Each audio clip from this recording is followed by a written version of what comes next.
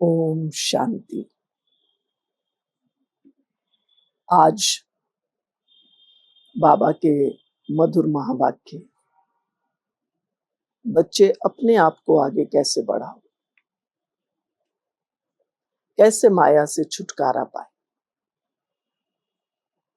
बाबा बाबा है ना, बाप है। माँ बाप हमेशा चाहते हैं बच्चे आगे बढ़े, ऊंचे बढ़े।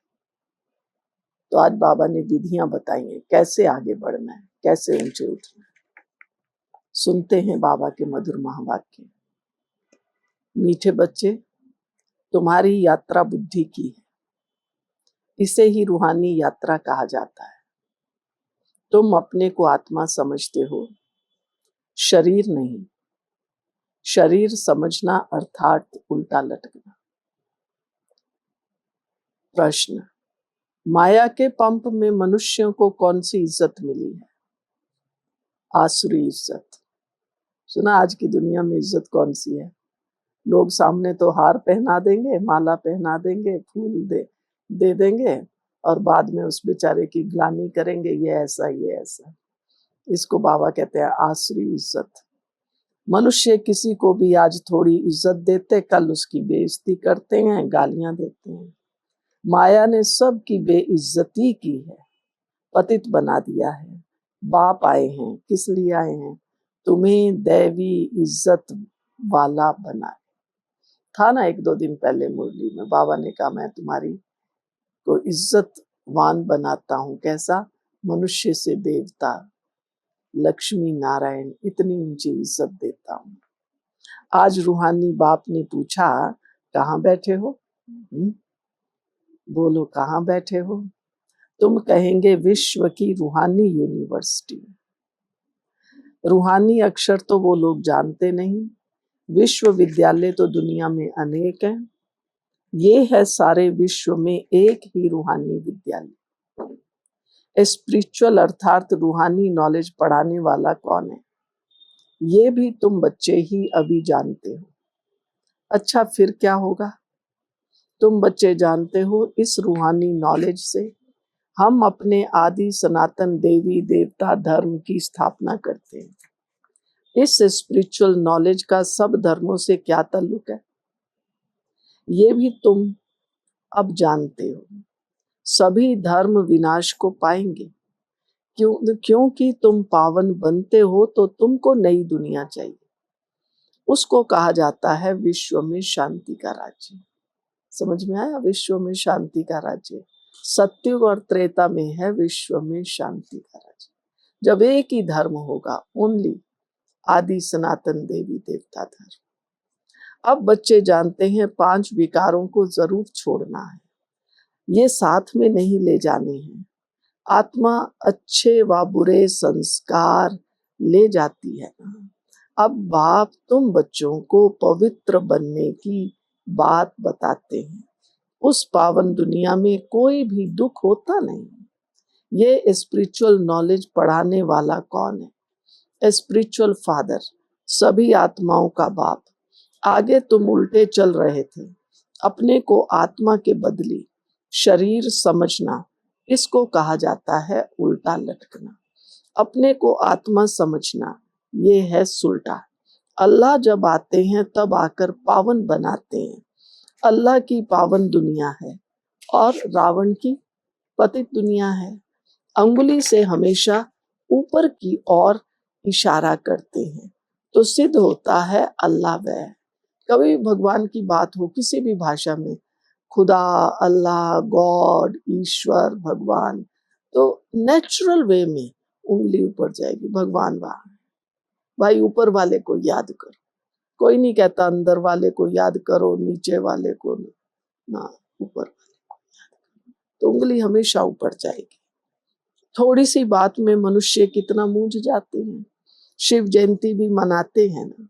श्री कृष्ण है स्वर्ग का पहला पहला राजकुमार, ये बेहद का बाप इनको राज भाग देते हैं। कृष्ण कृष्ण कैसे बना, राज भाग कैसे मिला?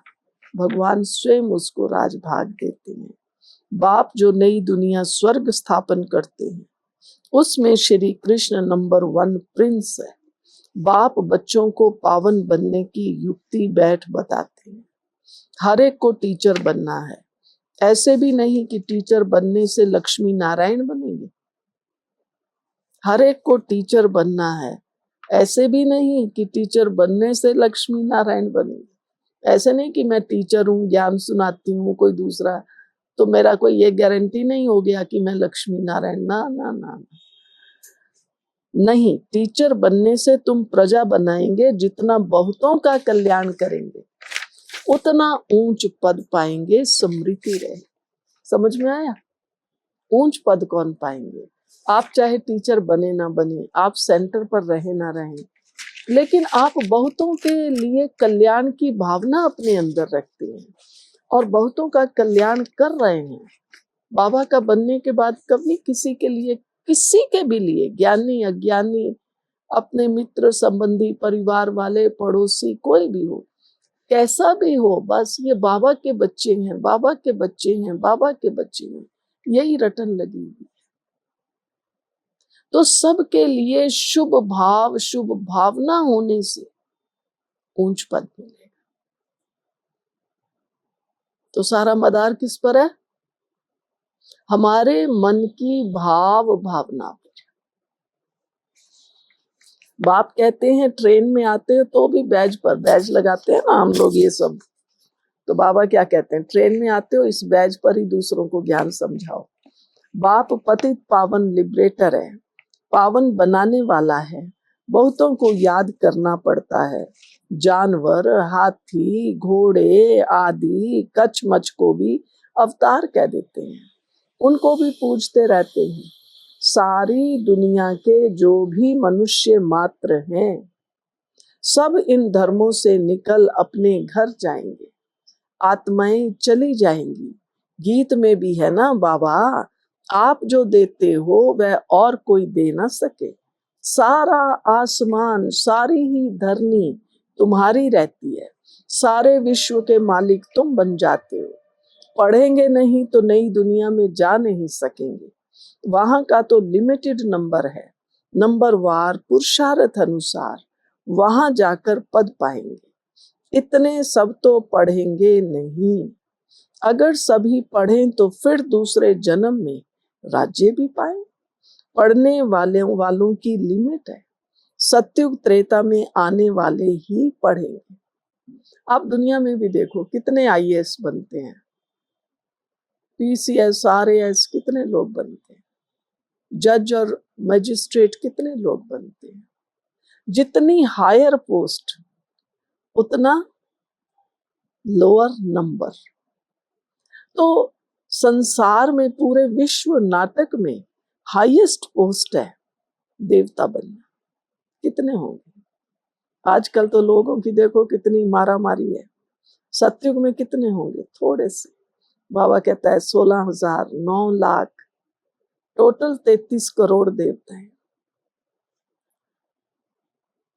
अगर सभी पढ़ें तो फिर दूसरे जन्म में राज्य भी पावें। पढ़ने वालों की लिमिट है। सत्युग त्रेता में आने वाले ही पढ़ेंगे। जो अभी माया की बहुत इज्जत वाले हैं वह बेइज्जत बन जाएंगे। ये है ईश्वरीय इज्जत, वह है आसुरी इज्जत। ईश्वरीय अथवा दैवी इज्जत और आसुरी इज्जत में रात दिन का फर्क है। तुम बच्चे विश्व के मालिक थे, फिर 84 जन्म लेते नीचे उतरते आए हो। फिर पहला नंबर का जन्म होगा। पहले नंबर जन्म में तुम बहुत ऊंच पद पाते हो। राम इज्जत वाला बनाते हैं। ध्यान से सुनना। राम माना कौन? बाबा, शिव बाबा। भगवान हमको इज्जतवान बनाते हैं, इज्जत वाला बनाते हैं। और रावण बेइज्जतवान बना देते हैं। इस नॉलेज से ही तुम मुक्ति, जीवन मुक्ति को पाते। पढ़ाई पर जिनका ध्यान नहीं रहता है तो उनको फिर नौकरी में लगा देना होता है।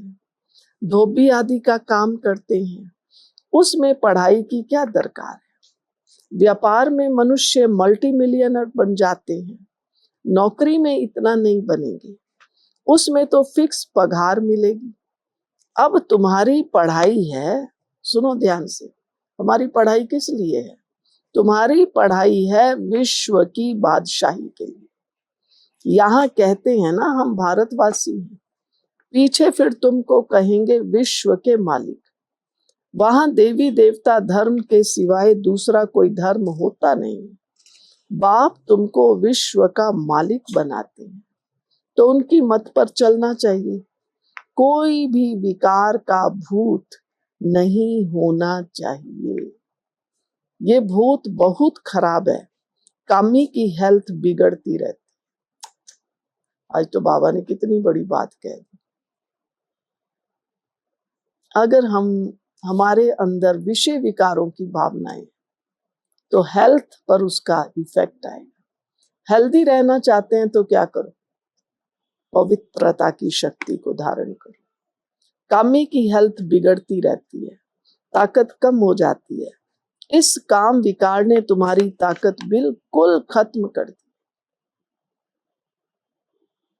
अभी दिवाली आने वाली है ना, पक्का करो दिवाली तक मुझे एकदम बाबा का सच्चा पक्का ब्रह्मचारी बच्चा बनना। सारा दिन ये रटन लगा के रखो, बाबा मुझे पवित्र बना रहे हैं, मैं पवित्र शुद्ध आत्मा शक्तिशाली आत्मा बन।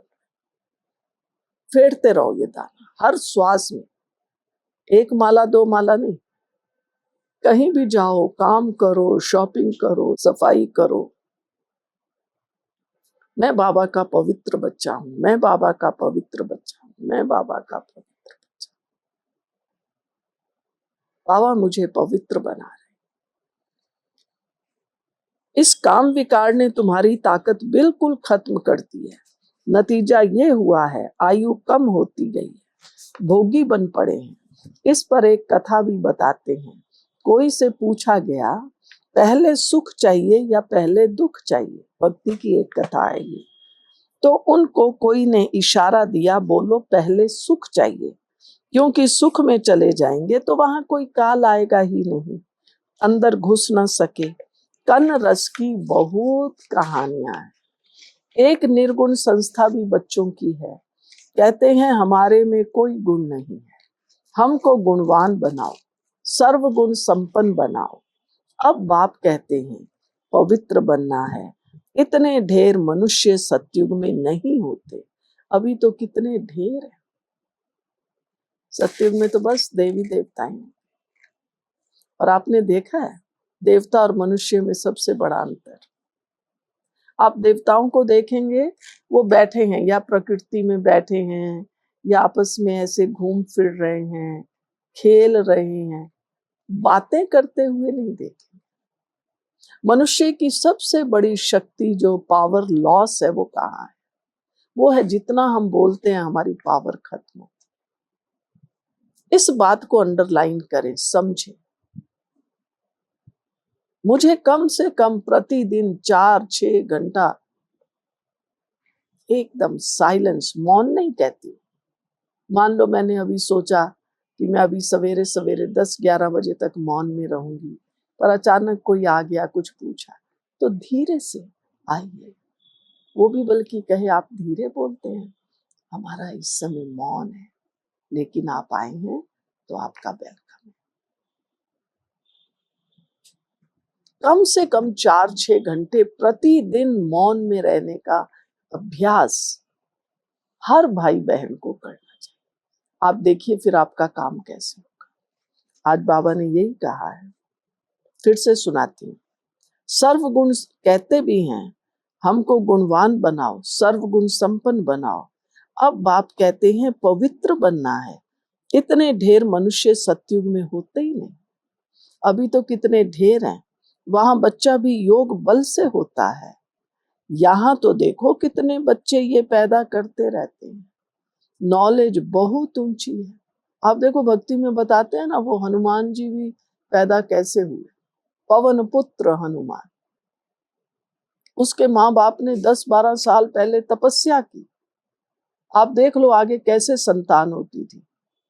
आप राम जी का जन्म देख लो, वो राजा दशरथ ने यज्ञ किया, यज्ञ से अग्नि देवता निकला, उसने खीर दी, और खीर खाने से जो है वो तीनों रानियों को बच्चे पैदा हुए। कहने का भाव क्या है? पवित्रता के बल से, तपस्या के बल से। आगे संतान पैदा करने के लिए भी लोग पहले तपस्या करते थे। तो आज बाबा ने यही कहा, नॉलेज बहुत ऊंची है। अभी तुम सबकी स्टूडेंट लाइफ है। ऐसी यूनिवर्सिटी कभी देखी जहां बच्चे बूढ़े जवान सब इकट्ठे पढ़ते हो, एक ही स्कूल, एक ही पढ़ाने वाला टीचर हो, और जिसमें ब्रह्मा स्वयं भी पढ़ता हो? वंडर है ना। पहले पहले बहुत पावरफुल धर्म था, सारे विश्व के मालिक थे।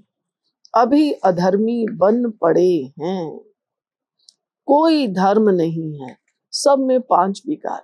आजकल तो दुनिया वाले कहते हैं बस धर्म वर्म तो क्या है, ये तो सब झगड़े हैं, ये है। हम तो किसी धर्म को नहीं मानते, कोई किसी धर्म को मान ही नहीं रहा है, सब अधर्मी बन गए। सब में 5 विकार है। बेहद का बाप कहते हैं बच्चे, बाबा के बच्चे सुन रहे हैं अच्छी तरह से, बच्चे अब धैर्य धरो। धैर्य धरो माना शांत रहो, शांत शांत।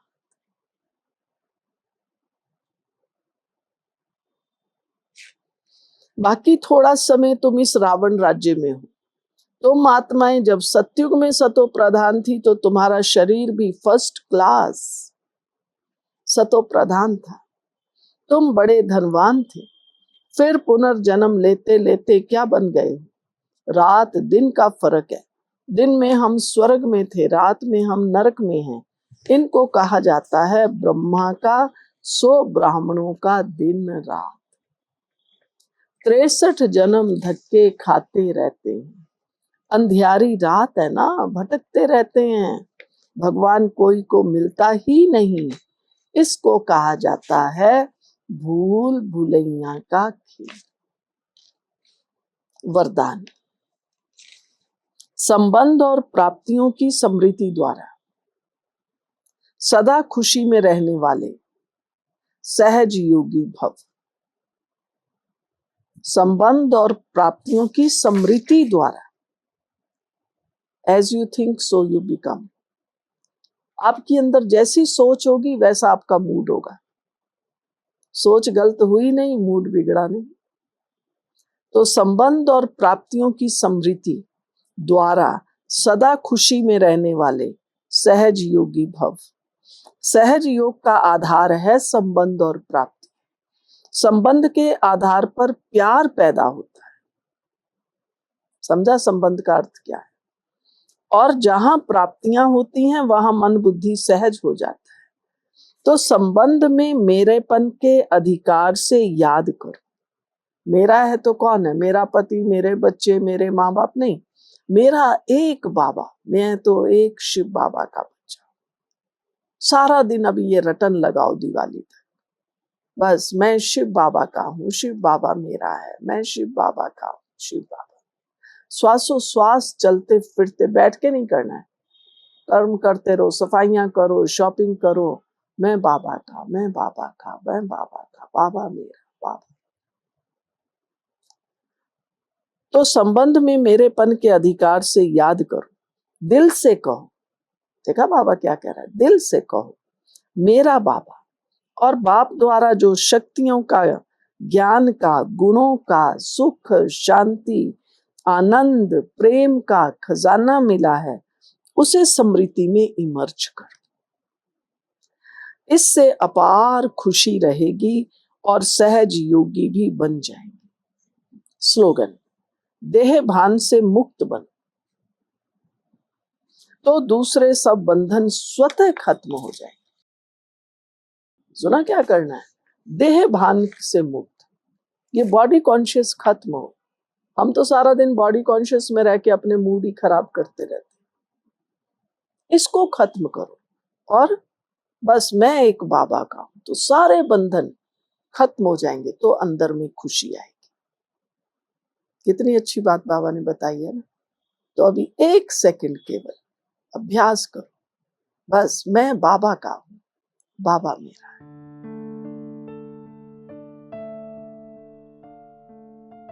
ओम शांति।